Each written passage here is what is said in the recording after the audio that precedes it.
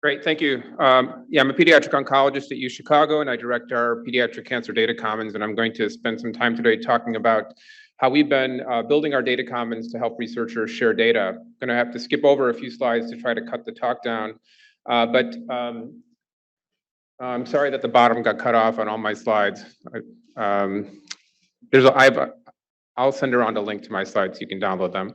So the problem is that we're facing a lack of data for rare diseases, right? So the Pediatric Cancer Data Commons has been solving this problem by building international consortia, building dictionaries around pediatric cancers, and then building an ecosystem for researchers to share data.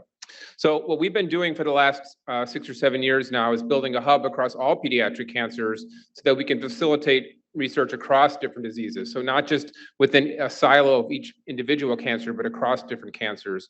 Building a common core data dictionary is absolutely essential to doing this. And the governance that goes along with that is really what's been critical for being able to collect and share data.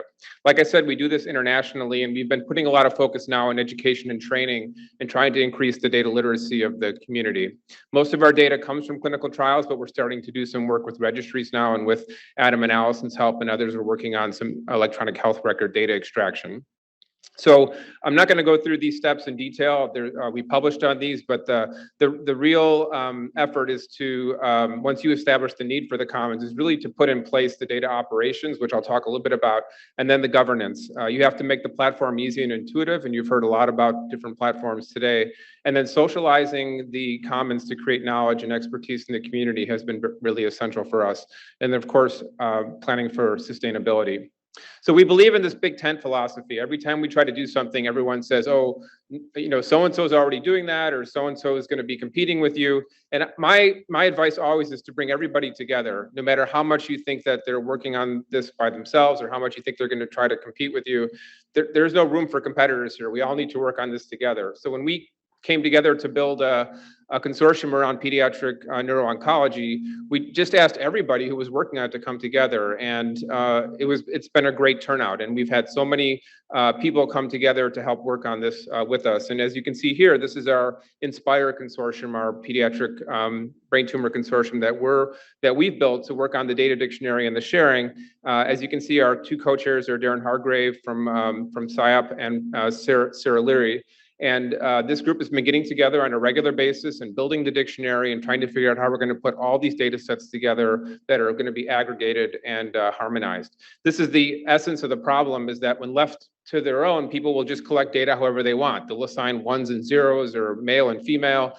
What we do is we take all the different data collection mechanisms and we turn it into a consensus list. And in this case, male, female, and unknown was the consensus for sex, biologic sex, and then we link everything to common data elements. And of course, this makes intuitive sense. Why wouldn't you want to link to a code that's listed somewhere that describes the element? But most people don't do this. They stop short of this. They may come up with a consensus list, but they don't do the work of creating the consensus bindings between codes and the terms.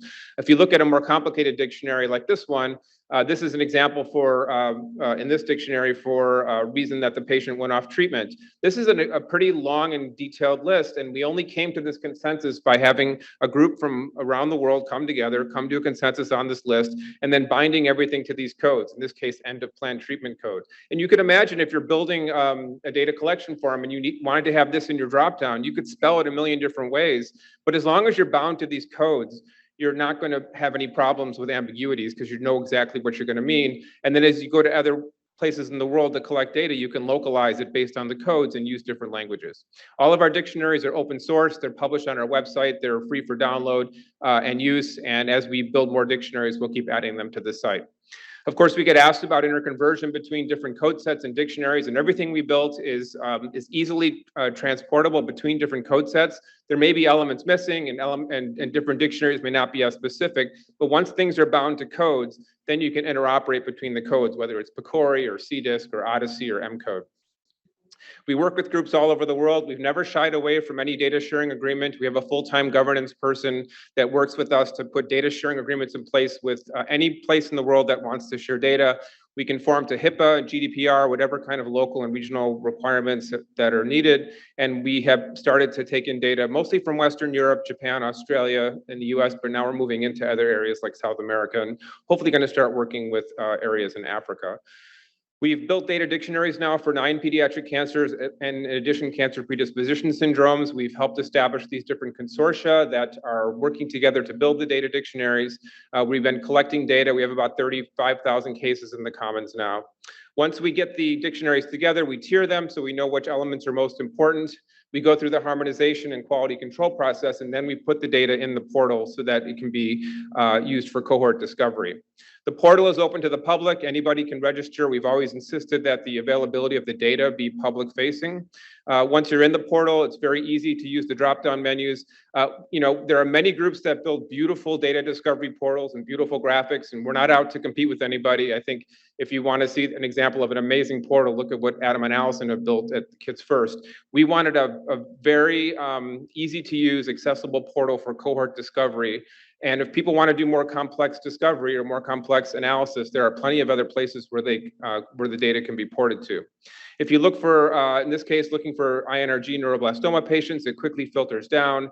When you pick any particular staging system, it automatically sets the filters for that stage. And what I wanted to show here is that in this case, you could take low and intermediate risk neuroblastoma and compare it to high risk and do some of these comparisons in the browser. Now, it makes sense to me, of course, that we have survival curve analysis in the browser. But when I first showed this 2 years ago, the statisticians sort of lost their mind, thinking that the world was going to collapse if we gave physicians the ability to generate as many survival curves as they wanted. So we had to go through lots of machinations to make sure that it was safe to use. And so when you register now to play around with this, you'll see the kinds of controls we had to put in place to make sure that nobody is going to engage in what's called p-hacking or trying to do too many of these analyses without considering their hypothesis.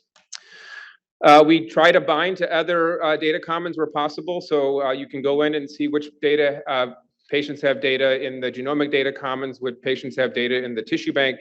And we do this through the Children's Oncology Group identifier, but of course, there's many other identifier systems. And as we collect them, we can use honest brokers to connect different data sets.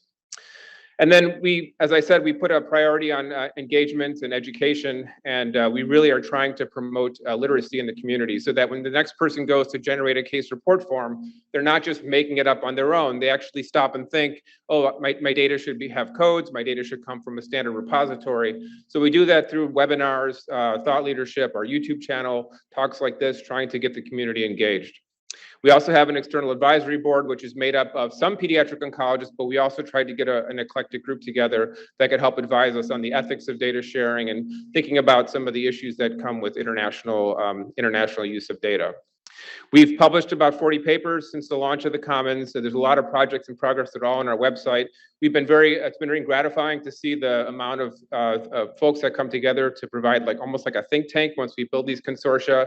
And now we're thinking about using the data commons to study disparities in how data are collected and how they're used. And then lastly, I just wanted to touch on our clinical trial matching algorithm.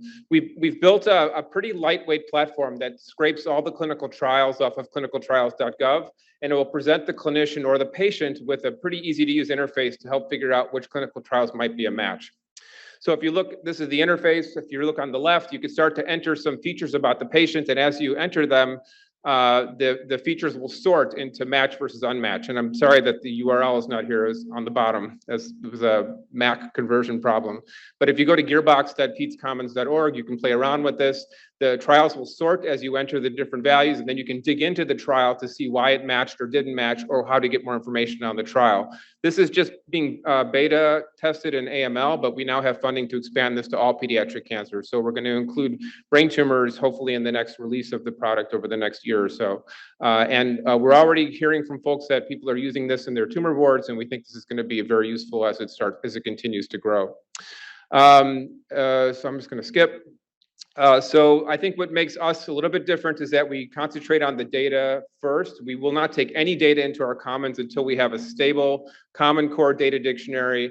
We'll spend a year building the dictionary sometime before we take in any data. We realize that the people that put the data in have to have control over how it's used. So trying to balance that autonomy and centralization has been key. The change management for how you put data in, how you change the dictionary has been really important. And then the governance and provenance, of course, is also key. So the collaboration and sharing, I can't say enough about. This is trust that we have to build, or otherwise people aren't going to want to give you their data.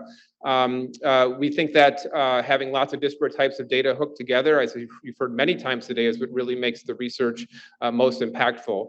The data standards is an incredibly important part for us, and we're very proud about working with the NCI to have the standards that we develop pushed into the downstream places where the data standards are stored. And we think that pushing the standardization scale up to the top of the life cycle of data is really important. Imagine how much easier our lives would be if clinical trials were written in a clinical trial builder instead of Microsoft Word, or if data were collected in a discrete form instead of being collected in free text.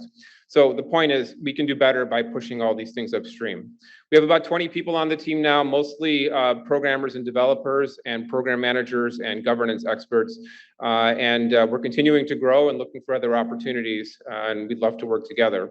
Most of our funding has been through foundations, and we're extremely grateful for especially Raleigh, St. Baldrick's Leukemia and Lymphoma Society, who've been really instrumental in getting us off the ground. Now we're getting more NCI funding, and that's been really helpful in pushing forward. But the foundations have been the heart and soul of the work that we've done, and we're very grateful. That's it. Thank you.